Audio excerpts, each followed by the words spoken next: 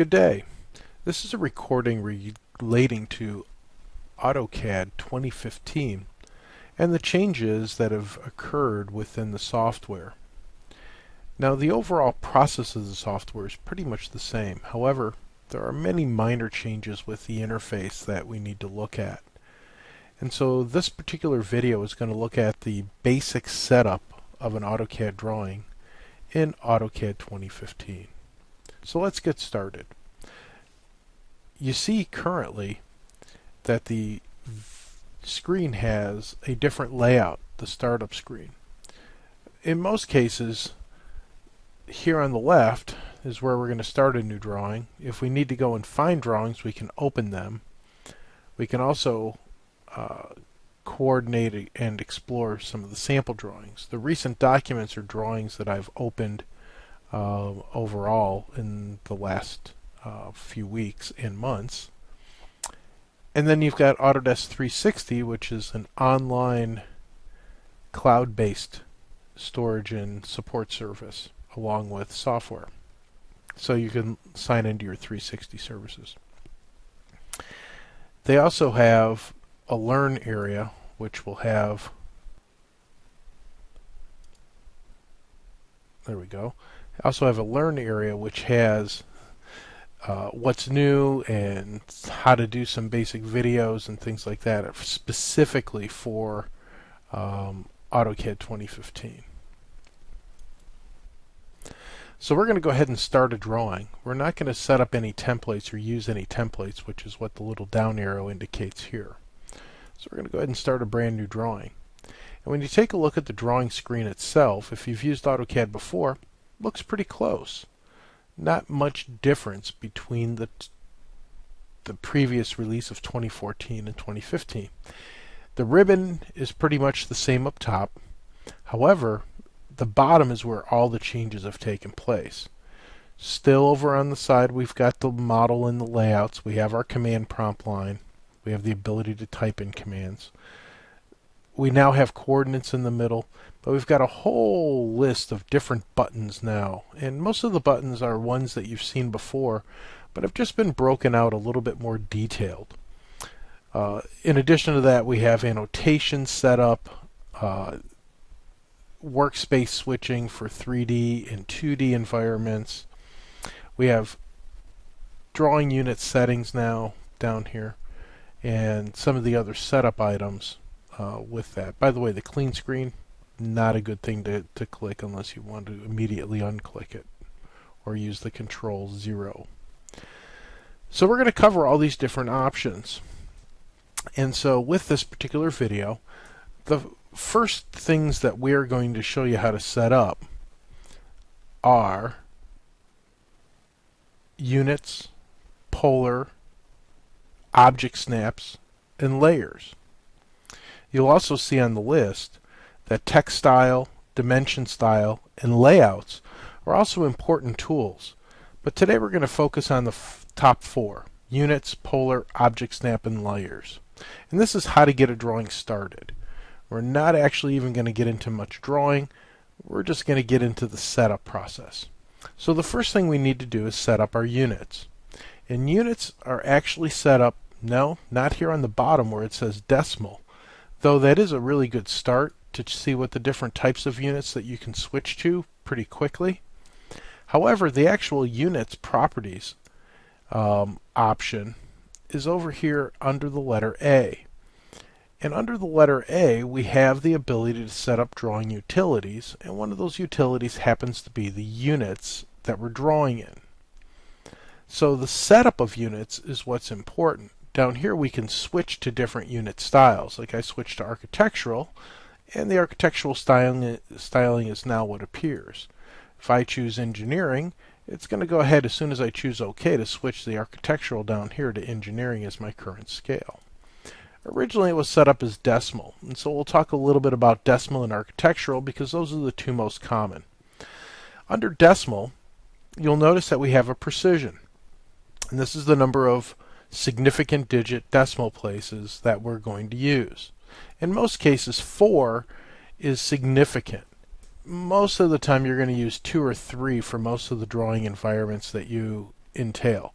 Very rarely are you going to go above 4 for that level of accuracy. It gets too expensive to make products as you continue to go up the number of decimal places. Additionally, we are going to be working in decimal degrees, and this is pretty much the standard for both architecture and mechanical drafting.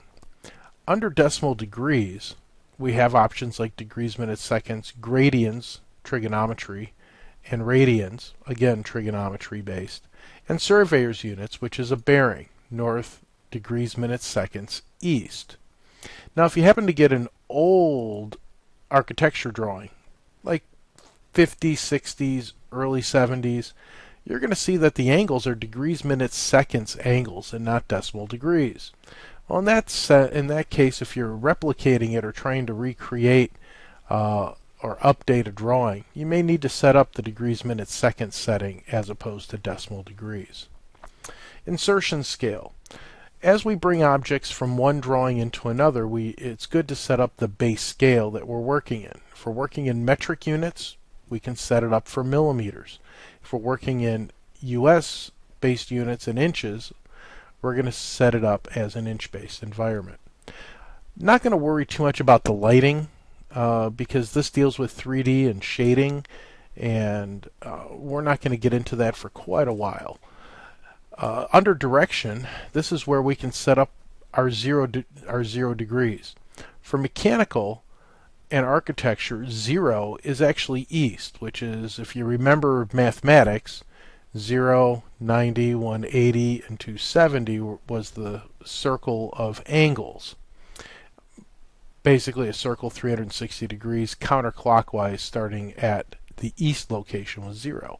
If you're doing civil construction, the 0 is north based, so we need to set up 0 actually at the top of our scale, and it will be going clockwise as opposed to counterclockwise. So direction control helps set this up ultimately. So we're going to continue to leave it our base angle as 0. We'll choose OK. Oh, and by the way, the clockwise selection here, when you set up for mapping for civil construction, that's when you're going to need to set the clockwise.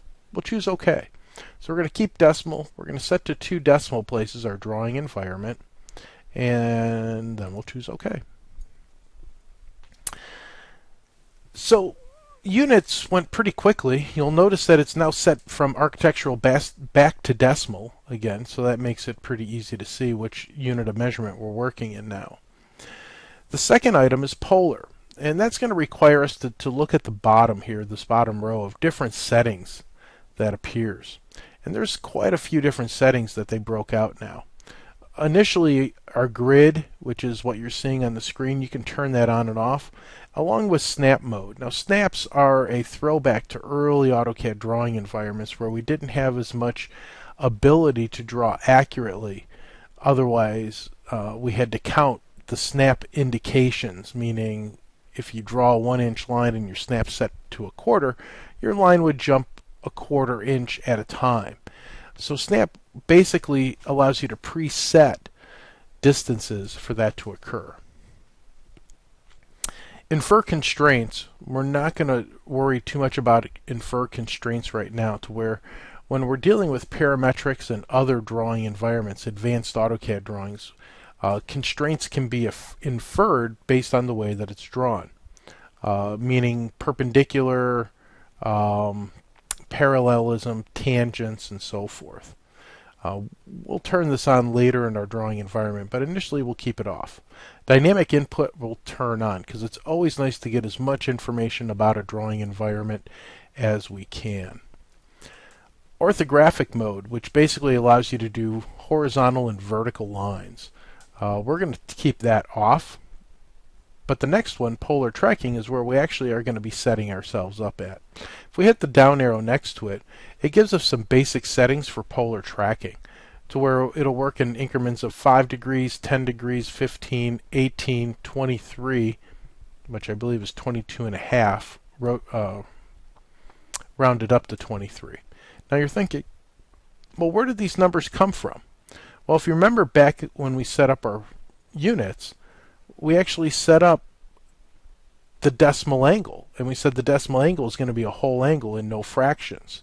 So if we went back and set up our units again, I'm just going to quickly show you what happens here when you go into units and put a precision in at 1, and we'll choose OK.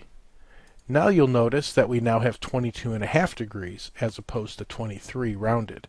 So all these are interlinked together as tools that we're working with and utilizing. Typically, I'll choose 5 or 10 degrees as my basis of polar tracking, but I can also choose tracking settings. And when I do that, we get a series of different tabs that appear. Snap and grid, we're not going to worry too much about our snap and grid environment. However, polar tracking is really important. Our increment angle, I'm going to set to 5 degrees. So you know that it's going to set up at 5, 10, 15, 20, 25, 30. But if we needed an angle outside of that, outside of the 5 degrees, we could actually type it in. Just say we wanted new angles at 38 degrees or 55 degrees, or excuse me, 57 degrees or 52 degrees. So those are all options that we can add additional angles that are not necessarily on the 5-degree increment list, but are used that way. So when we track orthogonally, when we object snap tracking, it's going to project lines out orthogonally or along the same plane. And that's always good to have. Polar angle measurement, absolute. Absolute means that it's zero based, that everything comes from that horizontal zero that you're working with. From there, we could also choose relative to last segment. So if you've got a drawing or you're creating a drawing that has a lot of internal angles that you're needing to work all the way around an object, you could, and most of the time those dimensions are relative, those angular dimensions are relative to the last drawing segment that you're creating. So this gives you two options, to be zero based or relative to the last segment. While we have it here, our third option is object snap. And so that tab actually is right next to polar tracking. So object snap also falls on our line right next to polar tracking here. So we'll choose object snap and we'll show you the options that we typically set up for object snap and what those different options are. So endpoint, midpoint, and center. Those are all data points. Those are pretty self-explanatory. Nodes are points in space. So let's say, for example, you bring in a drawing from a civil construction survey, and all it has is XYZ point locations, a point cloud. You want to snap between those points, you can use the node tool to snap between the points. Quadrants, 0, 90, 180, and 270 are the 4 quadrants. So if you're going to draw a line from one of the quadrants on a circle, that would be a good way to start. Because typically with circles you can choose center points, but you can't choose the ending quadrant points. Or you could use intersection and pre-draw lines and get the same option that you can with quadrants. So if you drew a line horizontally across a circle, you'd have 2 intersection points, which actually correspond to 2 quadrant points. Extension. When we're creating drawings, you'll notice that the line will project beyond where we're working. It'll project beyond the cursor, and that's called the extension. We can turn that on and off. I like it because it helps me see where the line is going in a drawing. It helps give me a little bit more visual cue. Insertion is all about text and bringing in text or blocks into a drawing. So there's a point that you would select to insert items into a existing drawing. Perpendicular, always good to have turned on. And again, this is relating back to a 90-degree intersection of objects. Tangents, we're not going to turn tangent on is because that conflicts with the center option. And it's hard to pick both the center and or a tangent. Tangent meaning it's going to pick a point on the exterior of the circle tangent to the direction that you're selecting from. Nearest is helpful in some scenarios. It allows you to select an object, a point on an object that's nearest to your cursor. Doesn't know whether it's an endpoint, midpoint. It's just a point on the object that you're picking. Apparent intersection. If two objects cross in space, they apparently will meet somewhere. And that apparent intersection can be found by selecting apparent intersection and then the two objects. Parallel. Easier way to draw parallel is using the offset tool. So I typically do not use the parallel tool, but this will draw a line parallel to an existing object line. As we indicated, the object snap tools, ISO drafting is next, and then object snap is after that. Isoplane right, left, and top. This is for fake 3D or isometric drawings. Works pretty well. And then the next one is object snap tracking. We want to keep this on, and then object snap. So object snap tracking allows us to show the reference lines that are relating back to the object snaps, and then object snaps themselves. And you can see that we can pop this up and select any of the object snaps at any time. So we can be in the middle of a drawing command, pop this up and choose tangent, or pop this up and choose nearest, so we can get an accurate option. The next one is line weights, and we typically deal with line weights through layers, and we'll talk about layers here in just a minute as we finish up this list here. Transparency. This gets into drawing objects and lines at different transparency levels, so they can be seen through other objects or have a lighter appearance on drawing environments. So you can have option A, option B with different transparencies. Selection cycling. Typically keep this off, and selection cycling allows you to use your shift and control tools when it's in the off position to select additional objects into your selection set. If not, the shift would be used to turn on and off selections. If you leave it off, the shift will be able to be used to turn selections on and off, as opposed to triggering it automatically, where you pick an object and then you pick another object and it turns the objects on and off. Snap to 3D. We're not going to deal with 3D early on, so we're not going to worry about 3D object snaps. And again, very similar to object snaps, but in a three-dimensional environment. Dynamic UCS. This is always good to have a dynamic UCS environment. The user coordinate system here in the corner, X, Y, and Z pointing out of the screen. Filter object selected. So this is kind of a funnel type product. It allows you to select specific types of entities like lines, arcs, circles, and qualities about objects. So if you've got a very large drawing and you want to select all the blocks named fire alarm, you can pick in a drawing all the blocks named fire alarm so you can edit them. Show gizmos. Gizmos themselves, move gizmo, rotate gizmo, and scale gizmos. When we actually get into the different editing tools, these gizmos will appear for us, and so keeping them on is always a bonus item initially. The next group deals with annotation, and this deals with scaling of text and objects for the printing environment.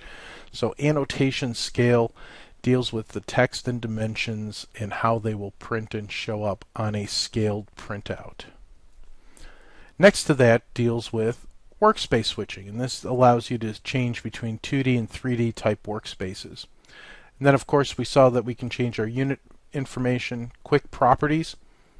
We're not going to turn quick properties on initially. We'll keep that off. And all that is just a way to pop up basic information about objects. Graphics configurations. The vault is a storage area that you can use, and it also is like a separate internal server. It could be a separate internal server in your network environment. Isolate objects. We're not going to worry about isolating objects. We've yet to draw an object. But the last thing I did want to show you is this customization list. And this allows you to turn on and off these buttons on the bottom. So that way it can become less confusing for what you're working with. So for example, we're not going to use line weight. We won't use 3D object selection or transparency for that matter. We can leave gizmos and dynamic. We'll take selection filtering off. We'll leave the annotation items on along with the monitoring and units. The quick properties we can keep. Quick screen I'm going to take off because we don't need that to be used at all. And again, if you don't want to use the grid and snap modes, you can turn those off also.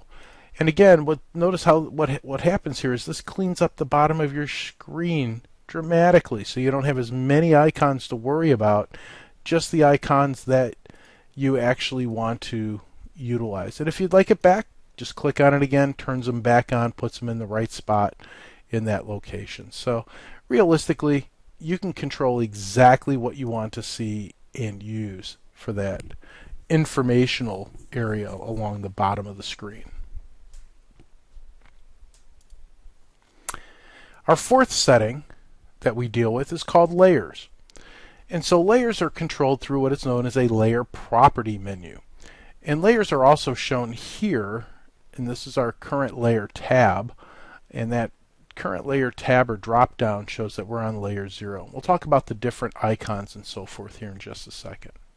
So the layer properties menu actually gets slammed over to the left hand side. I'm going to grab where it says layer properties menu. That's a left mouse click, hold the button down, and I'm going to drag it out and expand out the window here so you can see what's going on. Just so you can see the options. And again, this is the area that you can actually grab and move. You can control the vertical and horizontal positions. You can also, just like an Excel spreadsheet, control the different columns that we work with. So we've got different buttons up here that we work with on this, and we can control property filters and grouping the filters together and so forth. But what we're really looking for is new layers. So when we're setting up a drawing, I usually set up several new layers. One of the layers is going to be an object layer. So this is for all the object lines. Now what I'm going to do is I just clicked on new layer, typed in object. I can hit the enter key a second time. I hit the enter key once to enter the name of object.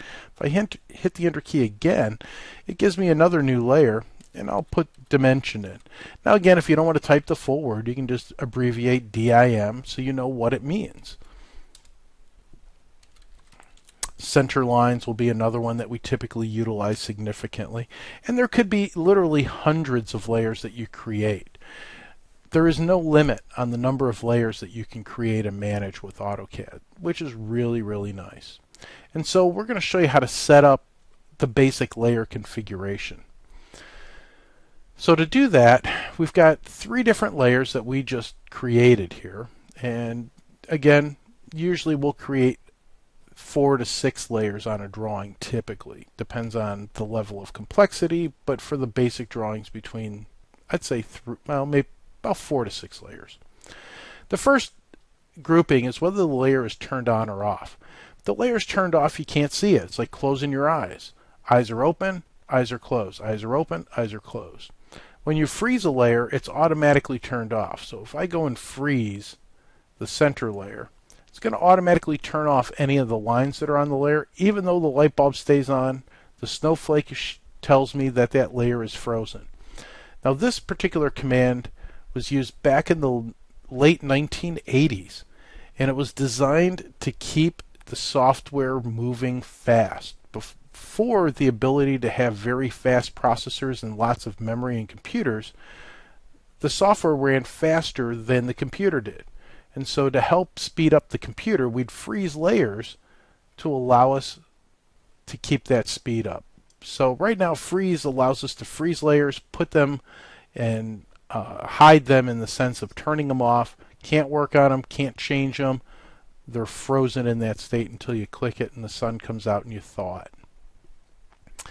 So like that, now that we've got faster computers, we can do very similar things with the lock. If I lock a layer, that means I can still see it on the screen, but I can't change it. So this is great when you're doing architectural drawings or mechanical drawings, and you're finished with an area or finished on a layer that you don't want anybody to touch. And you can lock that layer. So that way if somebody wants to change that layer, they literally have to unlock the layer and then edit that layer. No, there's no password protection on any of these. Might be a new feature that you can always ask for in the future. Colors. Colors are really important in drawing environments. So when we pick colors, we've got 3 different options that we work with colors. Index colors, which is about 256 colors. Most of the time you can just use index colors. True colors, I believe, are 16.7 million different variants of colors. And then you've got color books, which are kind of like the paint books that you get in the at the big box stores. When you go and pick paint, you get all the little paint samples. There are literally, and this is used for graphic arts, so you get the exact color that you specify on your printout or on your formal graphic printing than you did when you personally selected that color. So color books are very specific color gradients that you're going to work with, and they come in all shapes and sizes. Most of the time, though, for basic drawings, AutoCAD Color Index 256 colors works pretty well. So object lines, I'm going to go ahead and pick a medium orange for my object lines. Dimensions, I'm going to go blue. And center lines, I'm going to do green. And so I'll just pick the bright green color here for center lines. Now I'm using a white background, and you can change the background colors to black or white. However, when you're printing from a black background, in some cases when you do screen captures and so forth, you're grabbing all the black information, the background, and so your printout is going to waste a lot of ink if you do screen capture printing. In most cases, if you send it from AutoCAD directly to a printer, it makes no difference whether the background's white or black. The lines will print out the color that you specify. And it is typically on a white sheet of paper, so that's why I keep my background white. However, black backgrounds do show up in different arrangements, and it is a little bit easier on your eyes. Line types. Well, we need a center line, so we're going to have to change the continuous lines, which are used for object and dimension. We have to change the center line setting here. So we're going to go ahead and pick continuous. Center line, it's not listed, so that means I have to load it. So when I load the line types, you're going to see a whole bunch of AutoCAD ISO line types. Don't touch those. Those are actually metric line type scaled lines, so they're 24.5 times too big. Or excuse me, 25.4, not 24.5. Sorry, my mistake. But you will see that it is center 2 and center X2. The center lines, you'll notice, are standard size. Center 2 are half scale, and center X2 are twice scale. Typically, I'll load center lines, and then there's a separate command called LT scale, or line type scaling, that we can control these settings with.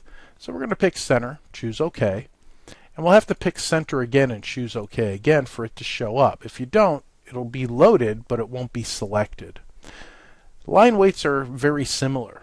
If I pick an object line under the object layer, I'm going to pick a line weight. Now our default line weight is 0.25 millimeters, and you'll notice that the line weights don't start to get thicker until 0.3. So all the lines are going to be pretty thin. When you think about line weights, you have to think about the pencil in your lead. If you have a mechanical pencil in front of you, take a look at the lead size. You'll notice that the lead size is probably 0.5 or 0.7, and that's in millimeters. So if you scroll down, you'll notice that we have both 0.5 and 0.7 millimeters. So you could actually set it up for your line weight to be the same width as a 0.5 mechanical pencil lead weight. Transparency, we're not going to worry too much about transparency or plot styles or this printing. Now, by the way, if you click this and you inadvertently click this plot setting here and you turn the plotting off, your drawing will show up fine, but the plotting won't. And in most cases, you won't even see this because this will be basically closed up to about here. So you may not even see all these options with printing and new VP freeze. And that's viewports. And viewports are a later process that we learn when we deal with layouts and creating layouts and printing layouts, is with these viewports. And plot styles, we're not going to worry about plotting styles. This typically, plot styles came about when we had multiple types of different printers in an office space where you had to control pens which had different diameters or different colors and so forth. So plot styles we're not going to use, but we can still use this printing control, so we can turn whatever layers off that we don't want to print. Alright, congratulations. You've now set up layers, which is our last of our 4 setup steps that we needed to go through to get our drawing off the ground. Now that I'm finished, there is no save button on this. I just hit the close button and the information is automatically stored in the drawing. And you'll notice that I can select my layers right here from the drop down menu. So if I wanted to draw a center line, I'd pick center, pick line, pick 2 points. Okay, I'll hit the escape key to stop drawing the center line, and then I'll switch from center line to object line, and you'll notice that when I draw an object line, same thing will happen. I'll be able to draw between 2 points. And so that will show up really, really well on your screen. It might be hard to see on the white background, but you can control your background colors through some of the other tabs up the top. On these tabs, Home, Insert deals with blocks and XREFs, and linking and embedding objects. Annotations, all about dimensions and text. Parametrics is about the ability to draw an object, put dimensions on it, make it parametrically linked, which means if you change the value of the dimension, the object size changes. Pretty neat concept. View, these are the different bars. So you've got navigation bars, a view cube over here, and you've got this ribbon across the top. Those are all set up along with the viewports, and we'll talk about that in a later video. Manage, this is where you get to set up all your customization components. You can also get to many of the options that you're going to use just by right mouse clicking. Whenever you might right mouse click anywhere on the screen, you're going to get options. And so we're going to go ahead and if you wanted to change things such as colors and drawing environments and display environments, you can do that all from these options areas. That's how you set up, like for example, background colors. You can set up your background colors in here and so forth. Uniform background is white. I can change it to whatever color I need. Again, file system, open and saving drawings. For example, automatic save. One of the things you want to make sure is turned on. So in case something were to happen, it will automatically save your drawing for you. Under system, we can control our graphics system and so forth. Drafting deals with the 2D drawing environment. 3D modeling, self-explanatory, selection of objects, what the little box sizes look like. We're not going to worry about any of the online and other things setting up and profiles. Alright, so I'm going to go ahead and choose OK. Output, that's plotting. Autodesk 360, as we talked about, is the web-based tools and storage area. Express tools. Something that a lot of people forget is that there's a lot of bonus tools that AutoCAD ships with now. And this deals with blocks and XREFs, some cool text features that you get to use, viewports, some cool symbols regarding break lines. So if you're doing a large scale break, you got really nice symbols, annotation tools that you're going to be able to utilize. And so there's extra bonus features under Express Tools. BIM 360, that deals with building information management. And then the last button here, this allows you to switch between what ribbon style you see. And so using the different ribbons, I can control the 4 settings, whether it's going to be just the tabs or the full ribbon itself. Alright, so this pretty much wraps up our first video on AutoCAD 2015 and the major changes that we see, which are not dramatic but are significant. One final thing I did want to note, up on the top rail you'll still notice that from previous releases we still have all the save information. On the other side we do have the search and help area. If I was signed into Autodesk 360 it would show up here. Exchanging apps, staying connected with the online community. A lot of good information in the online community. If you're not sure what to do or how to do it, you can reference the online community and use the forums. And there's our help screen. And again, of course, you got your basic windows, minimize and close and so forth. Have a great day. We look forward to seeing you soon in another video. Bye now.